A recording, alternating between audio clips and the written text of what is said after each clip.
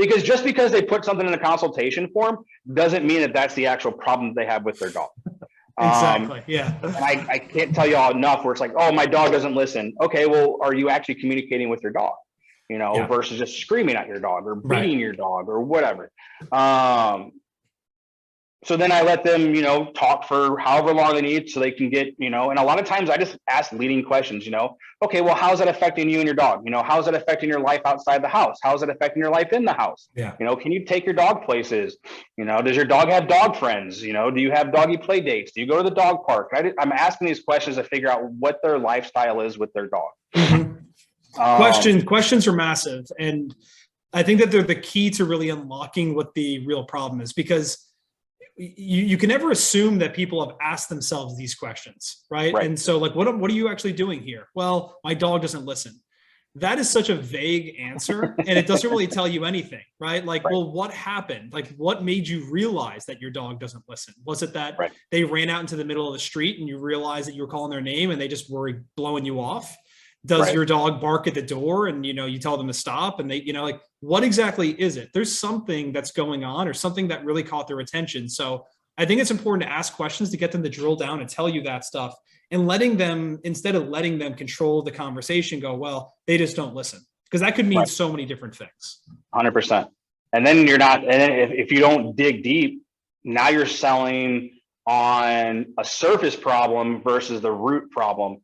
And then if you sell them on this, if that's really not what they're concerned about and the root problem is, now you have a flimsy sale because you don't really know what the real problem is. Yeah. Or you start addressing this issue when it's this issue over here, and you start focusing on this. And then when you go to your go home lesson, they're like, well, that's not what the problem was. The problem was this. And then now you're like, oh shit. I didn't know that because I never asked. Because you didn't take the time to ask the questions, right? Yeah, exactly.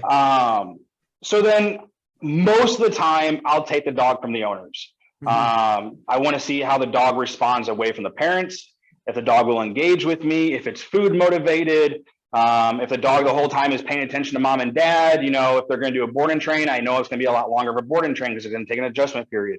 If it's going to be lessons, I may or may not be able to show them anything during those lessons because the dog's going to be so hyper-focused on the parents. I'm just going to be a problem. Mm-hmm. So those are all things I'm looking at. And then, after that, one of my main questions is, hey, have you even been on our website? Do you even know what we offer? Do you know around about what we charge for package? Not usually use that question. Usually my question is, have you had a chance to go on our website, and do you already know what you're kind of interested as far as training packages go? Yeah. And if they say no, then I know that I have some wiggle room of what I can tell them and sell, as far as what's going to benefit them. If they already know ahead of time, then I can start kind of guiding my conversation to them to really figure out in their mind what their budget is and what kind of package I can sell them. Yep. Because ultimately your main objections are going to be money. They're going to be a timeline. And then they're going to be, I have to talk to my spouse. Yeah. Which is like, let's think about that, right? It's like, what do you need to talk to your spouse about? You're already here. Or that it's like, or like they need to talk about money, but it's like, that's a great question to ask them too, is like, what do you think they would say? If it sounds like something, this is something you'd be interested in doing. What do you think your spouse would say if you told them that you want to do this? Right. Or even what I do is I just say, okay, let's say your spouse says you're good to go. When would you guys like to start training? Yeah. I like that. That's good, man. Yeah. I don't pull punches. I'm a very blunt and straight people's face. If you've made the time to come to my building and do an evaluation, you're already interested. Yeah. Right. You already know kind of who we are, because most people, they're not just going to walk into a building or a company without doing some research, looking at reviews or something. Yep. At least I know I don't. Yep. So them coming to you, you should already have a step in the door of selling and, closing that sale. Yeah. Well, I want to say something real quick about that, because I think that's a really good point, Tommy.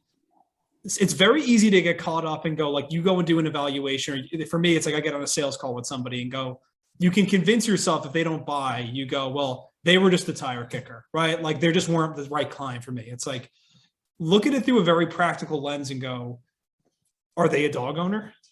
Do they live in the St. Louis area? Do they have a dog that's misbehaving and they want to change those behaviors? Yes. then if so, they are my client and there's something that I didn't do to get them across the finish line. Yeah. Unless you fired him as a client. Exactly.